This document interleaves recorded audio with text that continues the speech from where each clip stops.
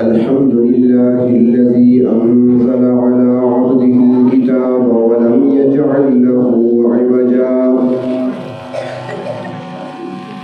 تبارك الذي جعل في السماء بروجا وجعل فيها سراجا وقمرا منيرا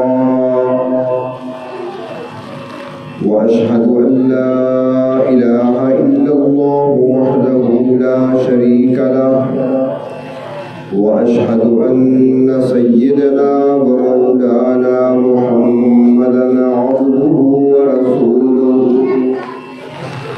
أما بعد فأعوذ بالله من الشيطان الرجيم بسم الله الرحمن الرحيم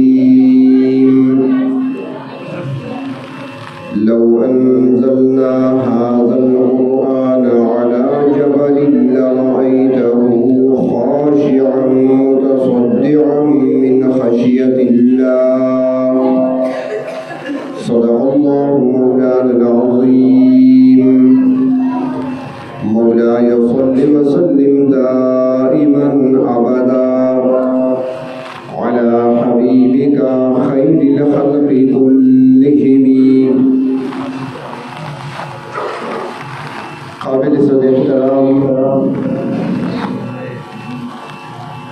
حضرات علماء کرام، میرے محترم بزرگوں، عزیز دوستوں، کسی بھی کلام کو سمجھنے کے لیے اور کسی بھی کلام کی عظمت کو جاننے کے لیے صاحب کلام کو دیکھا جاتا ہے کہ کلام کرنے والا کون ہے۔ مثال کے طور پر اب میں یہاں پہ آپ کے سامنے ایک جملہ کہہ دوں کہ کل آپ کے لیے چونکہ بجلی کا مسئلہ ہے یہاں پر، تو مسجد کے سامنے 100 kV کا نیا ٹرانسفارمر میں لگانے کا اعلان کرتا ہوں۔ نہ کوئی تالی بجائے گا، نہ کوئی زندہ باد کہے گا، نہ یہ خبر اخبار میں آئے گی اور نہ ہی کوئی اس خبر کو آگے پھیلائے گا۔ میں یہاں پہ یہ بات کر دوں کہ ان گلیوں سے گزر کر آیا ہوں، گلیوں کی حالت بڑی خراب ہے، تو میں کل سے ہی ٹھیکیدار کو بھیج رہا ہوں، وہ اسٹیمیٹ لگا کر دے گا اور گلی کا کام کل سے شروع ہو جائے گا۔ تو یہاں پر نہ کوئی واہ واہ ہوگی، نہ کوئی نعرہ لگے گا، نہ کوئی زندہ باد کہے گا، نہ ہی اخبار میں خبر آئے گی، نہ ہی اس بات کی کوئی اہمیت دی جائے گی۔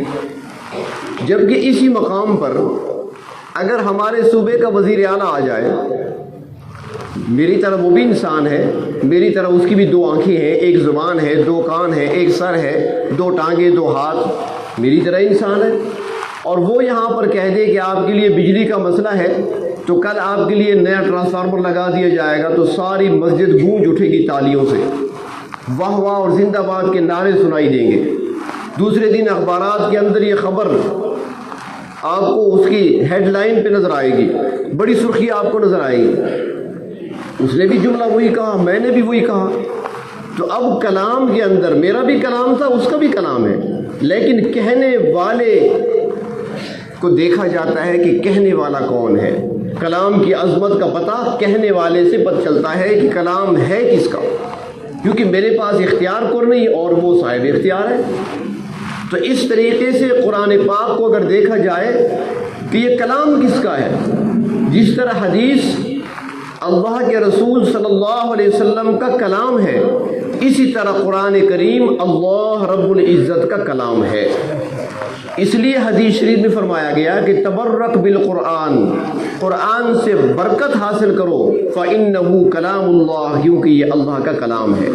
اور کلام کیا ہوتا ہے؟ کلام اندر سے نکلا کرتا ہے۔ اللہ تبارک و تعالیٰ نے یہ کلام کب فرمایا؟ زمین و آسمان کی تخلیق سے پہلے اللہ تبارک و تعالیٰ نے اسے پڑھا ہے، اور بعد میں اس کو لوح محفوظ پر لکھا گیا، اور بعد میں پھر اس کو ہمارے لیے زمین پر اتارا گیا۔ یہ اللہ کا کلام ہے۔ تو قرآن پاک کے اندر تاثیر کیا رکھی ہے اللہ تبارک و تعالیٰ نے؟ یہ کیسی کتاب ہے؟ ایک مثال کے ذریعے سمجھیں۔ یہ ہر دل کو منور کر رہا ہے، ہر گھر کو روشن کر رہا ہے، ہر علاقے کو منور اور روشن کرتا ہے، ہر ایک کے لیے ہدایت کا کام دیتا ہے، ہر ایک کے لیے رہنمائی ہے۔ پانی ہے نا جی، پانی، کنویں کے اندر بھی پانی ہوتا ہے، دریا میں بہنے والا بھی پانی ہے، اور سمندر میں موج زن وہ بھی پانی ہے۔ اگر ہمیں پانی کی ضرورت ہوتی ہے تو کنویں کے پاس پانی لینے جانا پڑتا ہے، اور دریا کے پاس جانا نہیں پڑتا، دریا پانی کو لے کر آتا ہے۔ کنویں کے پاس جانا پڑتا ہے، دریا پانی کو لے کر آتا ہے، اور سمندر کو دیکھیں تو وہ بادلوں کی صورت میں اٹھ کر ہمارے اوپر آ کر پانی کو برسا دیتا ہے۔ تو قرآن کی مثال برسنے والی ہے، یعنی پانی کنویں سے چاہیے تو جانا پڑے گا، دریا سے چاہیے دریا آپ کے پاس آئے گا، سمندر کی پانی کی ضرورت ہے تو خود آ کر آپ کے اوپر برسے گا۔ تو قرآن حکیم رحمت بن کر، رحمت کی بارش بن کر برس رہا ہے۔ قرآن حکیم کے اندر مثال بھی یہی دی گئی ہے، بارش کی مثال دی گئی ہے قرآن کریم کو اور وحی الہی کو۔ قرآن حکیم برکتوں والی کتاب ہے، ایسی روشن کتاب کہ اس کائنات کو روشن کرنے والا ستارہ سورج ہے۔ سورج روشنی دیتا ہے، لیکن سورج کی روشنی ظاہر پہ پڑتی ہے۔ سورج ظاہر کو روشن کرتا ہے، سورج ہمارے وجود کو چمکاتا ہے، سورج در و دیوار کو چمکا دیتا ہے، روشن کر دیتا ہے، لیکن وہ اندر تک نہیں جا سکتا۔ کسی غار کے اندر سورج کی روشنی اور چمک نہیں پہنچ سکتی، کسی پہاڑ کے اندر سورج کی چمک اور روشنی نہیں پہنچ سکتی، کسی بند کمرے اور تہخانے کے اندر سورج کی روشنی اور چمک نہیں پہنچ سکتی۔ باہر سے روشن کرتا ہے، اندر کو روشن نہیں کر سکتا۔ اور پھر کبھی سورج بادلوں میں چھپ جاتا ہے، روشنی گئی، کبھی سورج کو گرہن لگ جاتا ہے، تب بھی روشنی گئی۔ اس کے مقابلے میں دیکھیں، قرآن کو بھی اللہ نے روشنی کہا ہے، نور کہا ہے۔ قرآن حکیم میں اللہ تعالیٰ نے اپنی کتاب کو، قرآن کو نور کہا ہے، یہ بھی روشنی ہے، لیکن سورج کی روشنی ظاہر تک تھی، یہ روشنی باطن تک جاتی ہے۔ سورج کی روشنی غاروں کے اندر نہیں جا سکتی، یہ روشنی غاروں کے اندر بھی جاتی ہے، تہخانوں کے اندر بھی جاتی ہے۔ آپ سو رہے ہیں تب بھی آپ کے دل کو منور اور روشن کر رہی ہے۔ سورج کی روشنی ظاہر کو روشن کرتی ہے، قرآن کی روشنی باطن کو بھی ساتھ روشن کرتی ہے۔ ظاہر بھی سنورتا ہے، باطن بھی روشن ہوتا ہے، ظاہری صورت پہ بھی اثر پڑتا ہے، اور اندر دل و دماغ کے اندر بھی قرآن حکیم اپنے اثرات چھوڑ دیتا ہے۔ اور دوسری بات کہ سورج کے سامنے تو کبھی اندھیرا آ جاتا ہے، بادل آ گئے، اندھیرا چھا گیا، روشنی ختم، کبھی گرہن لگ گیا، روشنی نہیں پہنچ رہی ہم تک۔ قرآن کی روشنی وہ روشنی ہے، قرآن کا نور وہ نور ہے جسے نہ گرہن لگتا ہے نہ اس کے آگے بادل آتا ہے۔ یہ روشنی دن کو بھی ہے اور رات کو بھی ہے۔ اللہ تبارک و تعالی نے خیر و برکت کے حصول کے لیے دو چیزیں ہمارے لیے رکھی ہیں، دو چیزیں، ایک کو قرآن کہا جاتا ہے اور ایک کو کعبہ کہا جاتا ہے۔ چند دن پہلے ربیع اول کے پروگرام تھے تو وہاں پر ایک جگہ جلسہ تھا، تو وہاں پر تین چیزیں میں نے عرض کی تھی۔ سننے والے ساتھی یہ نہ کہیں کہ وہاں، لیکن وہاں عنوان کچھ اور تھا، آج عنوان کچھ اور ہے، یہ فرق ہے، اس لیے میں دو چیزیں عرض کر رہا ہوں۔ وہاں میں نے تین چیزیں عرض کی، ہدایت تین چیزوں سے ملتی ہے، یہ وہاں عنوان تھا۔ تو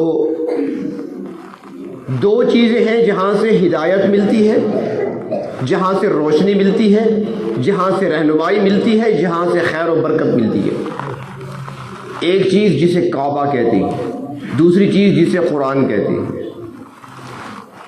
بیت اللہ کے لیے اللہ تبارک و تعالیٰ نے لفظ استعمال فرمایا کہ کعبہ کیا ہے، کہاں پہ ہے، فرمایا للذی بمکہ، مکہ میں ہے۔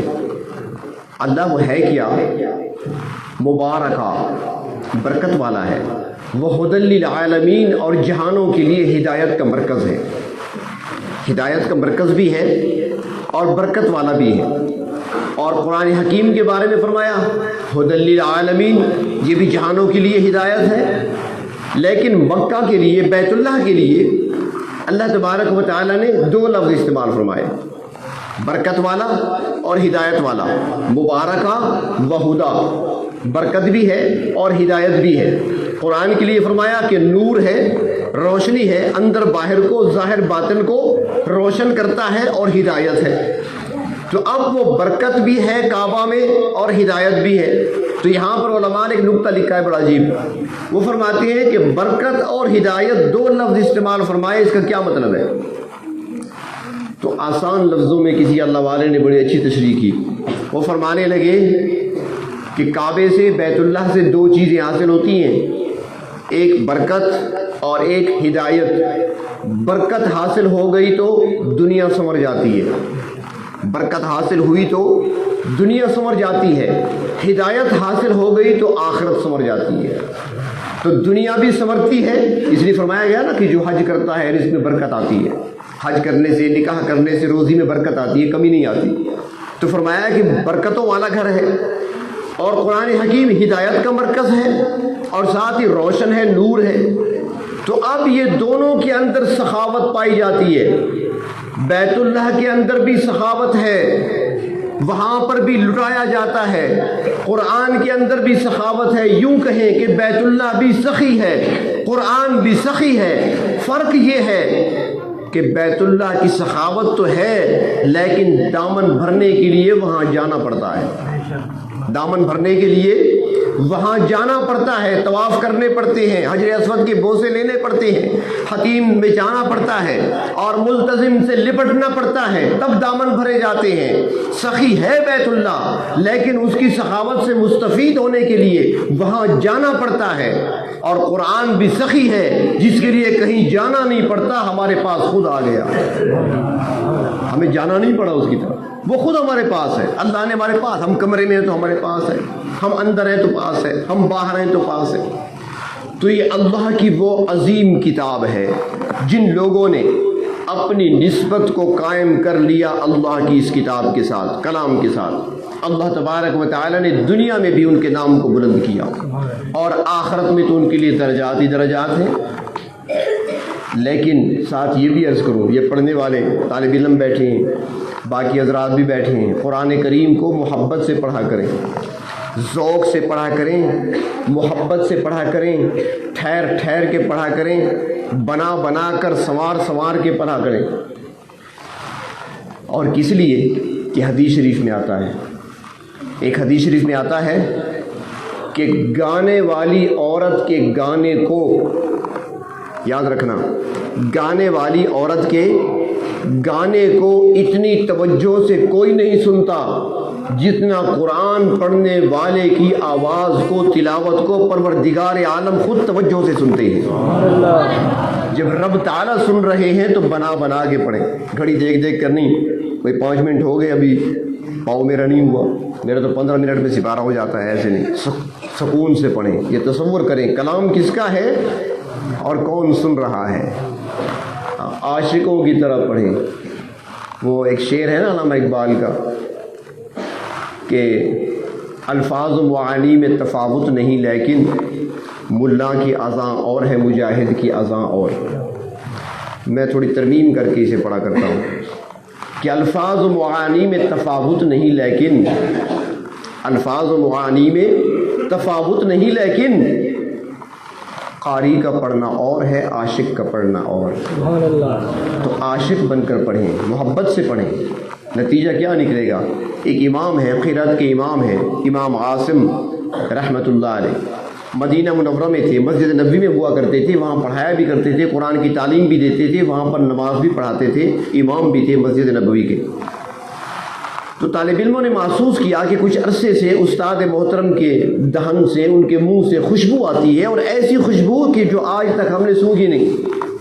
یہ خوشبو نہ عنبر میں ہے نہ کستوری میں، یہ خوشبو کہاں سے آتی ہے، کیسے آتی ہے؟ الائچی کھاتے تو خوشبو کچھ اور ہوتی، زعفران منہ میں ڈالتے تو خوشبو کچھ اور ہوتی، کستوری اگر منہ میں رکھ لیتے خوشبو کچھ اور ہوتی، لیکن یہ تو عجیب خوشبو ہے۔ جب بھی سامنے آتے ہیں، پڑھانے بیٹھتے ہیں، ہم پڑھنے جاتے ہیں، خوشبو آتی ہے۔ اب جرت نہیں ہوتی تھی کسی نے پوچھنے کی۔ ایک مرتبہ ایک طالب علم نے جرت کرتے ہوئے پوچھ لیا کہ استاد محترم، ایک عرصے سے ہم دیکھ رہے ہیں کہ آپ کے دہن سے، آپ کے منہ سے خوشبو آتی ہے جب آپ پڑھانے کے لیے آتے ہیں، ہم سامنے بیٹھتے ہیں، یہ کیا ماجرا ہے؟ اور خوشبو بھی ایسی ہے کہ جو خوشبو آج تک ہم نے سونگھی نہیں ہے، نہ مارکیٹ میں دیکھی ہے، نہ دکانوں میں دیکھی ہے، نہ کسی کے پاس دیکھی ہے۔ تو قاری عاصم رحمۃ اللہ علیہ کی آنکھوں میں آنسو آ گئے، سر جھکا دیا۔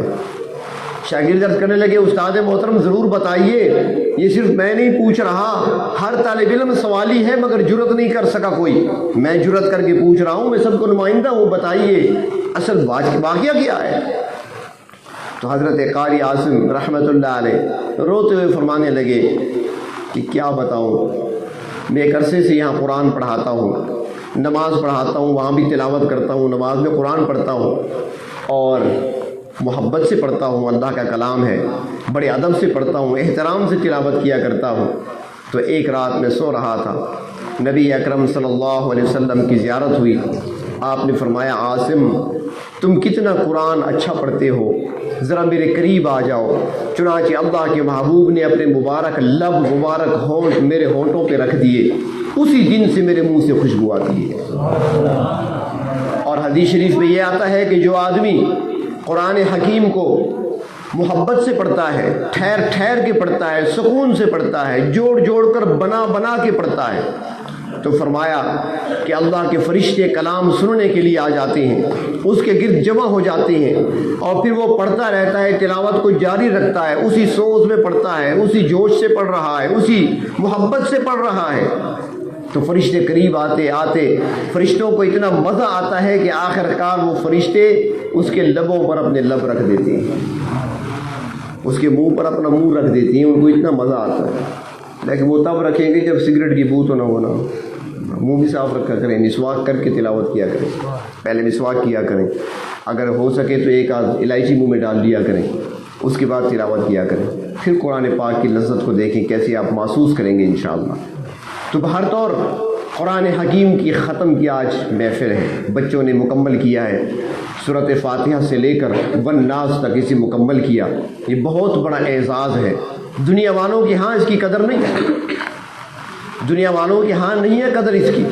آپ دیکھ لیں یونیورسٹی میں طالب علم تعلیم حاصل کرتے ہیں، جب تعلیم مکمل ہوتی ہے تو ان کے لیے اجلاس ہوتے ہیں، ان کے لیے پروگرام ترتیب دیا جاتا ہے، گورنر کو بلایا جاتا ہے، وزیر اعظم کو بلایا جاتا ہے، کانووکیشن کے پروگرام ہوتے ہیں، اور اس میں بڑے بڑے آدمیوں کو بلایا جاتا ہے، اور پھر ان کے ذریعے سے اسناد تقسیم کی جاتی ہیں، اخبارات کی زینت بنتی ہیں، خبریں ٹیلی ویژن پر بار بار پڑھی جاتی ہیں، سنائی جاتی ہیں خبریں، اتنا اعزاز دیا جاتا ہے۔ اور یہ اللہ کا کلام ہے، یہ اللہ کا کلام ہے۔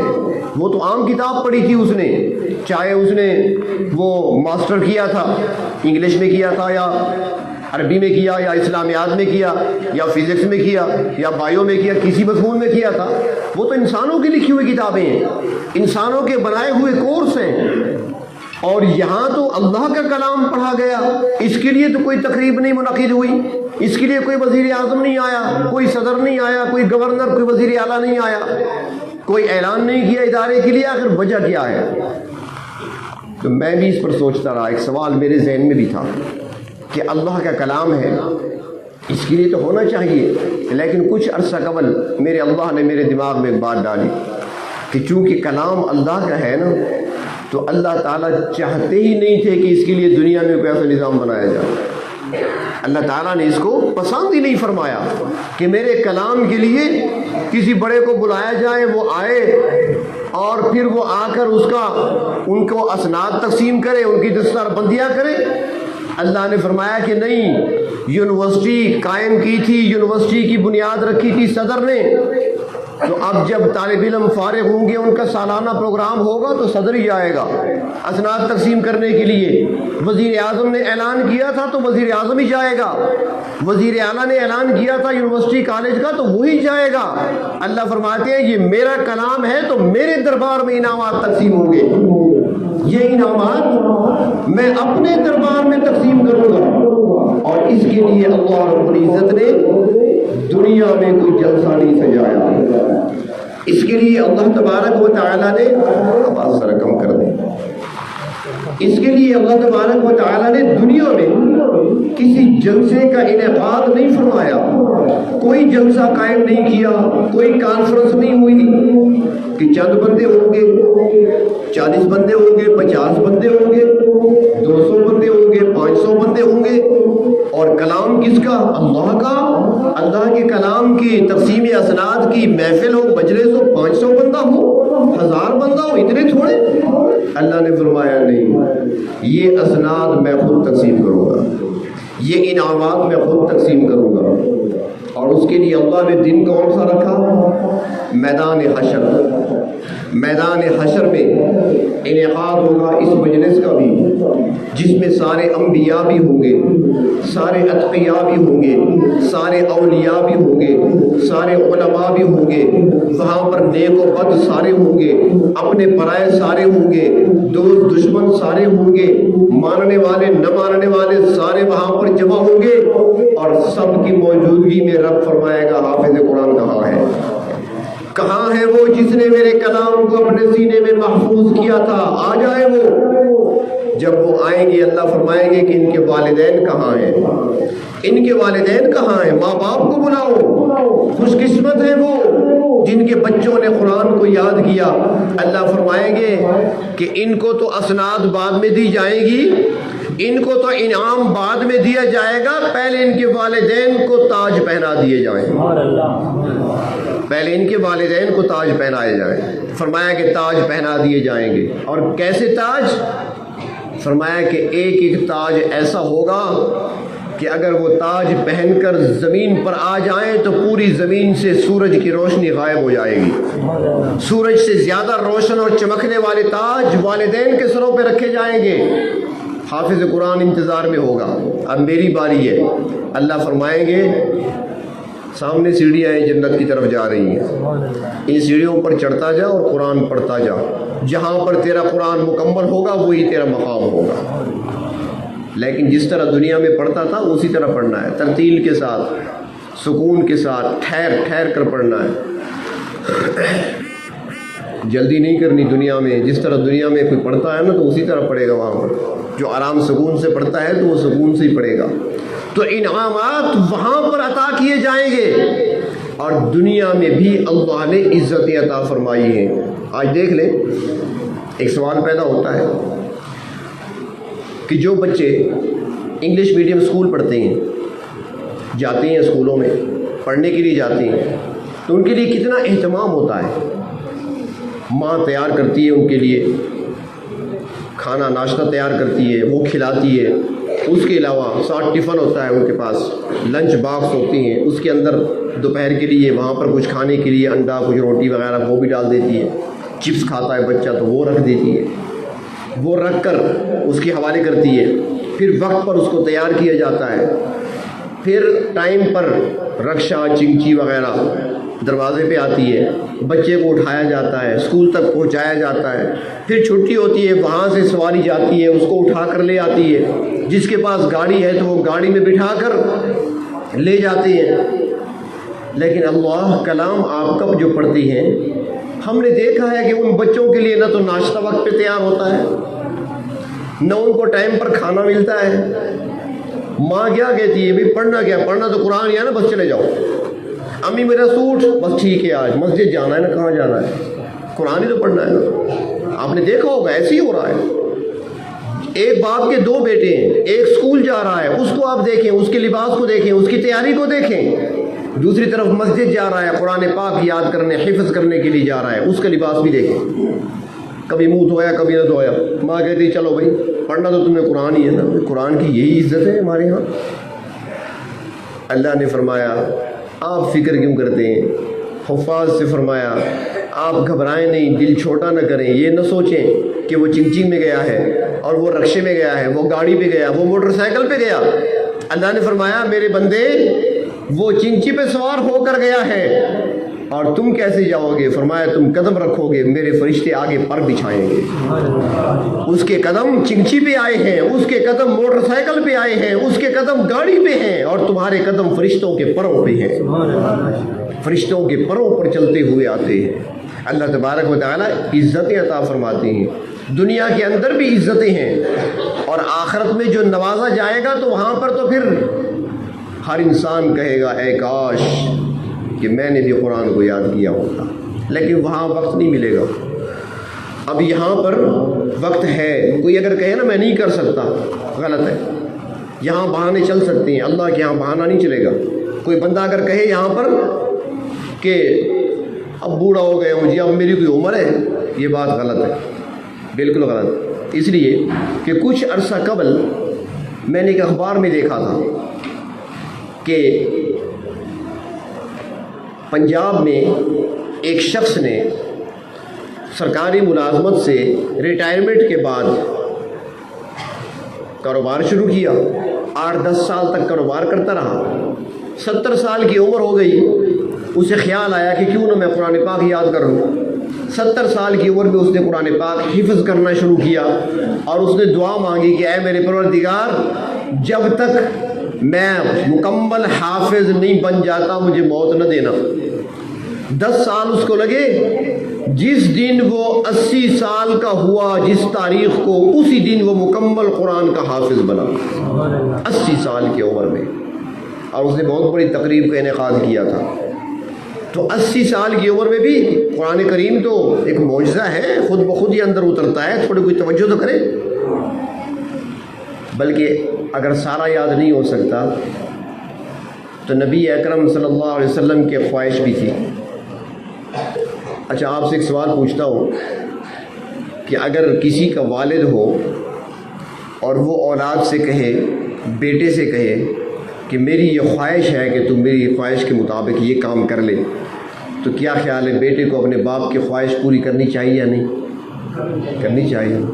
باپ کو کتنی خوشی ہوگی، آپ اکثر باپ بیٹھے ہیں، اگر بیٹا آپ کی کسی خواہش کو پورا کر لے، آپ کی دلی خواہش ہو کہ میرا بیٹا ایسا کر لے اور وہ کر دے، تو کتنی خوشی ہوگی، بہت زیادہ۔ اب جس طرح ہم اپنی اولاد سے خواہش رکھتے ہیں اور خواہش کی تکمیل کی امید رکھتے ہیں، تو میرے آقا رحمت کائنات محمد الرسول اللہ صلی اللہ علیہ وسلم نے بھی اپنی امت سے ایک خواہش کا اظہار کیا تھا، اور وہ خواہش کیا تھی؟ اللہ کے محبوب نے فرمایا کہ میری خواہش ہے کہ کم از کم سورۃ یاسین میرے ہر امتی کے دل اور سینے میں ہونی چاہیے۔ یہ آپ کی خواہش ہے، تو آپ جن کو یاد نہیں ہے کم از کم پورا یاد نہیں کر سکتے، سورۃ یاسین تو یاد کر لیں۔ روز قیامت اتنا تو کہہ سکے میرے آقا آپ کے طریقوں پر نہیں چل سکا تھا، گنہگار تھا، خطا کار تھا، دنیا کے ماحول میں اتنا رنگ چکا تھا، مجھ پر اتنا رنگ چڑھا تھا، برادری کا، قومیت کا، محلے کا، لوگوں کا، معاشرے کا، کہ اللہ میں آپ کی سنتوں پر عمل نہیں کر سکا پوری طرح، میں آپ کی اتباع پوری طرح نہیں کر سکا، لیکن میرے آقا آپ کی ایک خواہش تھی کہ میرے امتی کے دل میں سورۃ یاسین ہونی چاہیے، اور تو کچھ نہیں لا سکا، لیکن میرے آقا میں نے آپ کی اس خواہش کو پورا کر دیا تھا، یاسین میرے سینے میں ہے۔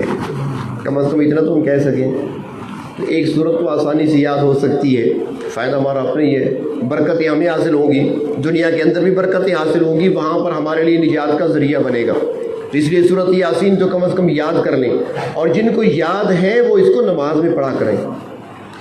ہم نے تو بس یہی سنا ہے اور سمجھا ہے شاید کہ نماز الم تری کیف سے شروع ہوتی ہے والناس پہ ختم ہوتی ہے، اس سے آگے نہیں بڑھنا۔ اللہ کے بندے جتنی صورتیں یاد ہیں وہ پڑھیں، جس کو سورۃ یاسین آتی ہے نماز میں پڑھیں، ایک رکعت میں نہیں پڑھ سکتے 2 رکعتوں میں پڑھ لیا کریں، آدھا آدھا تقسیم کر لیں۔ اور جن کو اللہ تبارک و تعالیٰ نے حفظ قرآن کی نعمت عطا فرمائی ہے، کم از کم 2 پارے نماز میں روزانہ پڑھیں، کم از کم، یہ کم سے کم مقدار ہے۔ وہ اور لوگ تھے، حضرت فاطمہ رضی اللہ تعالی عنہا، ان کے بارے میں آتا ہے کہ عشاء کی نماز پڑھی، اور عشاء کی نماز کے بعد 2 رکعت نماز نفل کی نیت باندھی۔ سردیوں کی رات تھی، سردیوں کی، گرمیوں کی نہیں، سردیوں کی رات تھی، 2 رکعت نماز نفل کی نیت باندھی۔ جب قرآن پڑھنا شروع کیا مزہ آتا گیا، پڑھتی گئی۔ ابھی 2 رکعت کا سلام نہیں پھیرا تھا کہ بلال نے صبح کی اذان دے دی۔ نماز جلدی سے مکمل کی، سلام پھیرا اور رونے بیٹھ گئی، اے پروردگار کتنی چھوٹی راتیں ہیں آپ کی، ہم 2 رکعت نہیں پڑھ سکتے، سردیوں کی رات۔ اب ویسے تو نہیں کر سکتے ہم۔ حضرت عثمان غنی الف لام میم سے شروع کیا کرتے تھے، والناس پہ رکوع کیا کرتے تھے، ہم ویسے تو نہیں پڑھ سکتے۔ شاہ اسماعیل شہید رحمۃ اللہ علیہ عصر کی نماز پڑھتے مسجد سے باہر کھڑے ہو جاتے تھے، قرآن پاک شروع کرتے تھے، مغرب کی اذان آتی تو مکمل کر لیتے۔ ایک شخص نے امتحان دیا کہ اس مختصر ٹائم میں مغرب سے عصر سے مغرب تک 1.5 پونے 2 گھنٹے کا ٹائم ہوتا ہے، پورا قرآن کیسے پڑھتے ہیں؟ کچھ لوگ عقل پہ سوچتی ہیں نا ہر بات کو۔ تو پھر اس نے حضرت شاہ اسماعیل شہید رحمۃ اللہ علیہ کے قریب اس دن ٹھہر گیا، عصر کے بعد میں دیکھوں گا کیسے پڑھتے ہیں۔ اب وہ بھی حافظ تھا، شاہ اسماعیل نے پڑھنا شروع کیا اونچی آواز سے، یہ ساتھ ہی سن رہا ہے، کان اس طرف لگے ہوئے، دیکھ دوسری طرف رہا ہے۔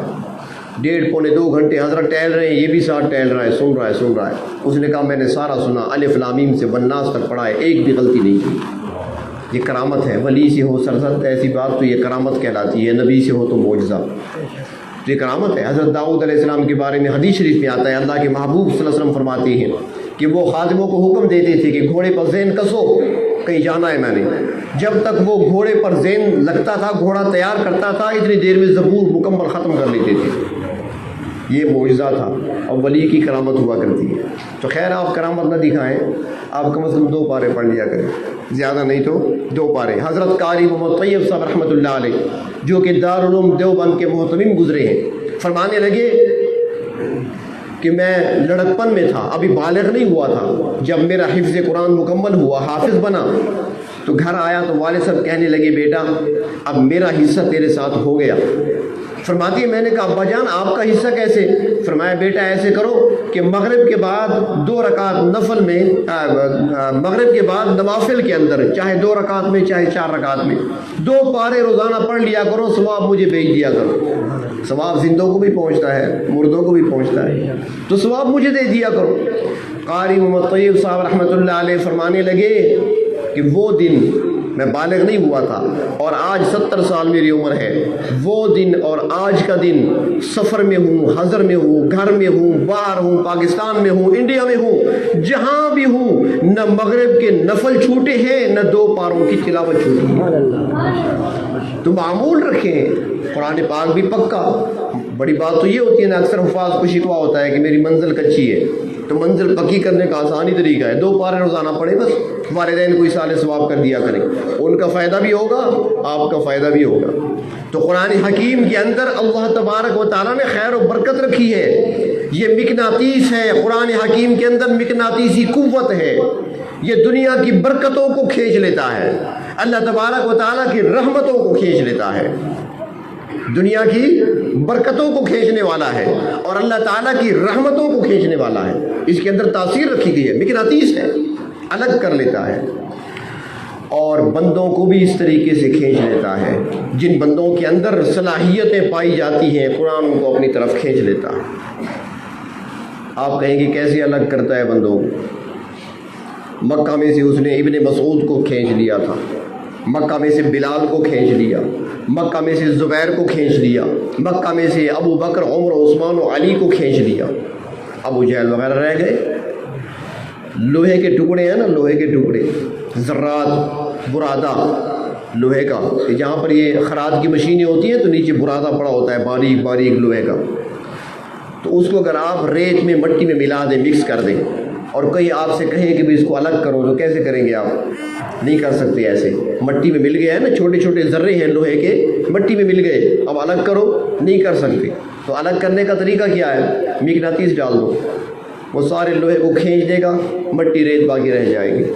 تو قرآن حکیم ایسی مقناطیسی قوت رکھتا ہے، یہ بندوں کو، وہ بندے جن کے اندر استعداد پائی جاتی ہے، جن کے اندر صلاحیت موجود ہے، جن کے اندر سلیم الفطرت لوگ ہیں جو، تو ان کو قرآن اپنی طرف کھینچ لیتا ہے۔ جو کچرا مال ہے باقی رہ جاتا ہے، ابو جہل رہ گیا، ابو لہب رہ گیا، عتبہ شیبہ رہ گئے، معروف رہ گئے، مکہ میں رہتے ہیں وہ بھی، لیکن بلال کو دیکھیں، ابن مسعود کو دیکھیں، طلحہ زبیر کو دیکھیں، عبد الرحمن ابن عوف کو دیکھیں، ان کو چن لیا قرآن حکیم نے، نکال لیا، الگ کر دیا۔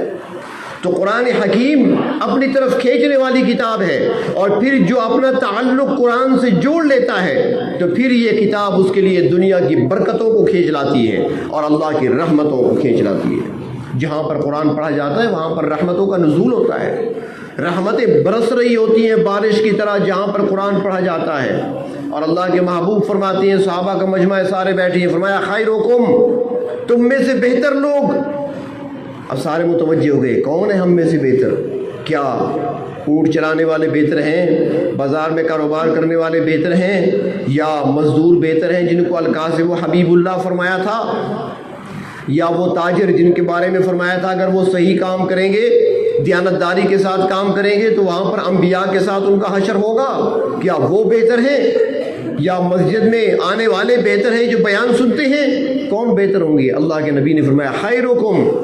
جب سارے متوجہ ہو گئے فرمایا سنو اب کون بہتر ہیں، تم سب میں سے تاجر بھی بیٹھے ہیں، کاروباری بھی بیٹھے ہیں، ملازم بھی بیٹھے ہیں، غلام بھی بیٹھے ہیں، آقا بھی بیٹھے ہیں۔ فرمایا تم سب میں سے بہتر وہ ہے من تعلم القرآن وعلمہ، جو قرآن کو سیکھتے اور سکھاتے۔ سب سے بہتر اسے قرار دیا، ہم نے نہیں، اللہ کے محبوب نے قرار دیا، اس لیے کہ وہ اللہ کا کلام ہے، اس کی تعلیم دیتے ہیں، خود بھی پڑھتے ہیں، دوسروں کو بھی پڑھاتے ہیں۔ تو جو اللہ تبارک و تعالیٰ نے جن لوگوں کا انتخاب کیا ہے، کیونکہ قرآن کریم ایسی کتاب ہے کہ اس کی حفاظت کا ذمہ اللہ نے لیا ہے، یہ تو سارے آپ جانتے ہیں، 12 سن چکے ہیں، اس پر واقعات بھی سن چکے ہیں۔ حفاظت کا ذمہ اللہ نے لیا ہے کہ میں خود اس کا محافظ ہوں، اور پھر حفاظت کے لیے اللہ تعالیٰ نے یہ نہیں کہ اس کو بند کر کے غلافوں میں اور الماری میں رکھ کر اور تالے لگا دیے، بند کر دیا کہ لاکھ کوئی کھول نہیں سکتا، یہ محفوظ ہے، میں آپ محافظ ہوں، اس کا ایسا نہیں۔ اور نہ اللہ نے فرشتے اتارے ہیں کہ جاؤ جا کر حفاظت کرو، نہیں، اللہ تبارک و تعالیٰ نے حفاظت کا ذمہ لیا، اور پھر حفاظت کا ذمہ لینے کے بعد اللہ تبارک و تعالیٰ نے اپنے بندوں میں سے افراد کو چنا ہے جو اس کام کو کر رہے ہیں، قرآن کریم کو سینے میں محفوظ کرنے والے، قرآن کریم کا علم حاصل کرنے والے، قرآن کریم کی تعلیم دینے والے، آگے پھیلانے والے۔ یہ ایسے کام نہیں کر رہے بلکہ یہ اللہ کے سپاہی ہیں، اللہ تبارک و تعالیٰ ان کے ذریعے سے اپنی کتاب کی حفاظت کا کام ان سے لے رہے ہیں۔ تو اس کو اپنی خوش قسمتی سمجھا جائے، اپنی خوش نصیبی سمجھا جائے جو لوگ اس خدمت میں لگے ہوئے ہیں، اور صرف وہ نہیں بلکہ جو لوگ معاون ہیں، جو لوگ تعاون کرتے ہیں، وہ لوگ بھی خوش قسمت ہیں کہ حفاظت قرآن کے ضمن میں وہ بھی اپنے کام میں لگے ہوئے ہیں، وہ مالی طور پر تعاون کر رہے ہیں، کوئی تعمیر کا کام کر رہا ہے، کوئی کس صورت میں مدد کر رہا ہے، تو یہ ساری کی ساری اللہ کی فوج ہے جو اس کلام مقدس کی حفاظت کے کام میں لگے ہوئے ہیں، اور اللہ تبارک و تعالیٰ کی طرف سے مامور ہیں، اور اللہ تعالیٰ ان کی حفاظت بھی فرما رہے ہیں۔ تو اللہ تبارک و تعالیٰ ہم سب کو قرآن حکیم کو سمجھنے اور سمجھنے کے بعد عمل کرنے کی توفیق عطا فرمائیں۔ اور جس طرح ابھی مجھ سے پہلے وہ فرما رہے تھے نا کہ چندہ کون کون دے گا، تو وہ آپ میرے خیال میں بات کو سمجھے نہیں ہیں، ان کی بات کو، ان کی مراد یہ تھی چندے سے کہ آپ میں سے بندہ کون کون دے گا۔ تو چندہ تو ویسے دیتے ہیں آپ ماشاءاللہ، ساتھ بندے بھی دیں، لیکن ایک بات میں اور عرض کروں گا، جو اکثر شکوہ رہتا ہے پڑھانے والوں کو، یہ ذرا توجہ سے بات میری سن لو، اکثر شکوہ جو رہتا ہے پڑھانے والوں کو، وہ شکوہ آپ کے سامنے نہیں کرتے، شاید کبھی نہ کیا ہو، ان کا شکوہ میں آپ تک پہنچا دیتا ہوں۔ ان کا نہیں، ہر مدرسے کا یہ شکوہ ہے، ہر مدرس کا شکوہ ہے، ہر محتمم کا شکوہ ہے، وہ آپ تک میں پہنچا دینا چاہتا ہوں سب کی ترجمانی کرتے ہوئے۔ اور وہ شکوہ کیا ہوتا ہے؟ وہ یہ کہتے ہیں کہ ہم نہ ان سے چندہ مانگتے ہیں، نہ ہم انہیں کہتے ہیں ہمیں کھانا کھلاؤ، نہ انہیں ہم کہتے ہیں کہ ہمارے لیے کوئی پانی کا بندوبست کرو، نہ انہیں یہ کہتے ہیں کہ صبح و شام خود آپ چائے پیتے ہیں ہمیں بھی پلاؤ، ہم کچھ نہیں کہتے۔ کم از کم یہ ہماری حوصلہ افزائی تو کر سکتے ہیں، کم از کم یہ مدرسے میں آ کر، مسجد میں آ کر پوچھ تو سکتے ہیں، قاری صاحب آپ ٹھیک ہیں نا، آپ کے احوال ٹھیک ہیں، آپ کے گھر کے حالات ٹھیک ہیں، بچے کیسے چل رہے ہیں، کوئی آپ کو ستا تو نہیں رہا، کوئی آپ کو تنگ تو نہیں کر رہا، آپ کے لیے کوئی پریشانی تو نہیں ہے؟ اگر ہو تو آپ مجھے بتا سکتے ہیں۔ الفاظ کہنے سے تو کچھ نہیں ہوتا نا، ان کی حوصلہ افزائی ہوگی، آپ کی حوصلہ افزائی سے کام مزید بڑھے گا۔ اور ہمارے ہاں تو حوصلہ شکنی ہوتی ہے، قاری صاحب چنگی تربیت کی تھی، مولانا دیدے کچھ اور کرنے سے بیٹھے، ہمارے ہاں یہ ہوتا ہے بھی کیا ہے، ہم نے شکوہ ہی کر دی۔ بچے آپ کے گھر میں ایسے نہیں کرتے، مسجد میں کریں گے تو آپ کے گھر میں بھی تو کرتے ہیں نا ایسا، ان کو تو آپ کچھ نہیں کہتے۔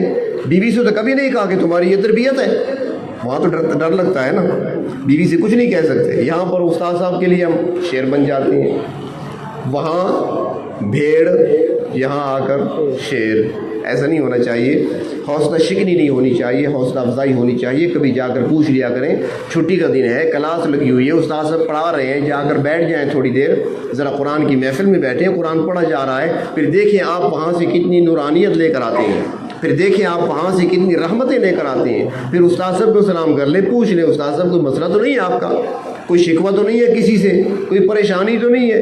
اب یہ ضروری تو نہیں کہ وہ آپ سے کہے مجھے پیسے دے دو، مجھے فلاں چیز کھلا دو، یہ تو نہیں کہیں گے آپ سے، شکریہ آپ کا ادا کریں گے، یا کوئی ہوگا کوئی شکوہ تو آپ کے سامنے اظہار کر دیں گے، اور آپ پھر کوشش کر سکتی ہیں اس کا ازالہ کر دیں۔ باقی آپ یہ نہ سمجھیں، جیسے بتا رہے تھے نا کہ کھائیں گے کہاں سے، یہاں برکت ہوتی ہے، برکت ہوتی ہے۔ یقین کریں جو آج 60,000 منتھلی 70,000 تنخواہ لینے والا ہے، وہ مہینے کے آخر میں مقروض ہوتا ہے، پریشان ہوتا ہے، اور جو امام مسجد ہے یا مدرسے کا مدرس ہے اس کی تنخواہ کتنی ہے؟ 5,000 6,000، وہاں 70,000، اور یہاں 5,000 6,000۔ وہاں بچے دو سے زیادہ پیدا کرنا ان کے ہاں جرم ہے، اور مولوی صاحب کے گنتے جائیں، تعداد بھی زیادہ۔ اب جب تعداد زیادہ ہے تو خرچہ بھی تو اتنا ہے۔ میں ایسے نہیں کہہ رہا، ہمارے ایک دوست ہے مولوی صاحب، میں نے ایک دن ایک بچے کا نام پوچھا، بچہ ان کا آیا، میں نے کہا یہ بھی ہے، اس نے کہا جی بچے میں نام کیا ہے، وہ سوچنے لگ گیا پتہ نہیں کیا نام تھا اس کا، اب نام اس کو یاد نہیں ہے اپنے بیٹوں کے۔ تو ماشاءاللہ زیادہ ہوتی ہیں، خیر و برکت ہے، اور اللہ کے نبی نے فرمایا کہ تم ایسی عورتوں سے نکاح کرو جو زیادہ بچے دینے والی ہوں، میں قیامت کے دن تمہاری تعداد پر فخر کروں گا۔ ہم نے کیا راستہ اختیار کر رکھا ہے۔ تو بہر طور بچے بھی زیادہ، مہمان بھی زیادہ، کیونکہ آپ کے یہاں جو مہمان آتے ہیں، دفتر میں اگر آپ بیٹھے ہیں ملازم ہیں تو وہاں تو جو آئے گا نا اس سے کہتے ہیں چائے لیتے آؤ، یہ نہیں کہ میں چائے پلاؤں گا، نہیں، جو آنے والا ہے وہ چائے لیتا ہے، اس سے کہتے ہیں یار چائے کہہ دینا وہاں پر، وہ جا کر پیسے دے دیتا ہے، خرچہ نہیں ہوتا، وہ خرچہ دوسروں کا ہوتا ہے۔ اور یہاں پر جو پڑھانے بیٹھے ہیں جو بھی آئے گا امام صاحب جیب سے کھلاتے ہیں، مہمان بھی زیادہ، بچے بھی زیادہ، اخراجات بھی زیادہ، لیکن پھر بھی برکت ہوتی ہے۔ اور برکت کس چیز کا نام ہے؟ یہ نہیں کہ پیسے زیادہ ہوتے رہتے ہیں، 100 ڈالے تھے بعد میں دیکھے تو 500 ہو گئے تھے، 500 ڈالے تو 1000 ہو گیا، یہ نہیں ہوتا۔ برکت یہ ہوتی ہے کہ امام صاحب نے گھر میں بلب لگایا، یقین کریں کہ آج میرے خیال میں ہمیں کہیں بھی کسی کے گھر میں، آپ کے گھروں میں سے کسی کے گھر میں 50 واٹ اور 100 واٹ کے جو پرانے بلب ہوتے تھے سفید رنگ کے شیشے کی طرح، آپ کے گھر میں کسی کے گھر میں ہیں؟ اب سارے بیٹھے ہیں، کسی کے گھر میں ہیں؟ نہیں ہوں گے، کب سے ختم ہو گئے۔ چند دن پہلے میں ایک مولوی صاحب کے گھر گیا، وہاں پر 3 بلب لگے تھے برآمدے میں، ایک کمرے میں، دوسرے کمرے وہی بلب لگے ہوئے تھے، اوپر سارے کالے ہو چکے تھے۔ میں نے کہا مولوی صاحب کہاں سے لیے؟ اس نے کہا جب سے لگے ہوئے بلب لگا ہے، فیوز نہیں ہوتا، اس کو برکت کہتے ہیں۔ جہیز میں بیوی فریج لائی تھی، 20 سال گزر گئے، چل رہا ہے، جیسے بھی ہے، برف بھی دے رہا ہے، پانی ٹھنڈا دے رہا ہے ان کو، وہ یہ اور بات ہے کہ دروازہ اس کا گر گیا، اٹھا کر رکھنا پڑتا ہے، لگانا پڑتا ہے، لیکن کام وہ اسی طرح کر رہا ہے۔ اسی کو کہتے ہیں برکت، وہاں پر برکت ہے۔ اور ہمارے ہاں جو 70,000 تنخواہ لیتا ہے، شام کو گھر آتا ہے، جی فریج خراب ہے، وہ ٹھیک کرایا، دوسرے دن بیوی نے پھر کہہ دی بھائی استری جل گئی، تیسرے دن آیا تو ہاں بھائی آج UPS جواب دے گیا، یہاں کا بھی اور وہاں کا بھی بات کر رہا ہوں۔ تو یہ چیزیں ہمارے یہاں ہوتی ہیں بے برکتی کے، لیکن جب آپ قرآن کے ساتھ تعلق جوڑیں گے تو یہ برکتیں بھی آپ کی طرف کھینچ لائے گا، اور اللہ کی رحمتوں کو بھی آپ کی طرف کھینچ لائے گا۔ اللہ تبارک و تعالیٰ قرآن حکیم کی برکتوں سے ہمیں مستفید فرمائے، اور قرآن حکیم کی رحمتوں سے مستفید فرمائے۔ وآخر دعوانا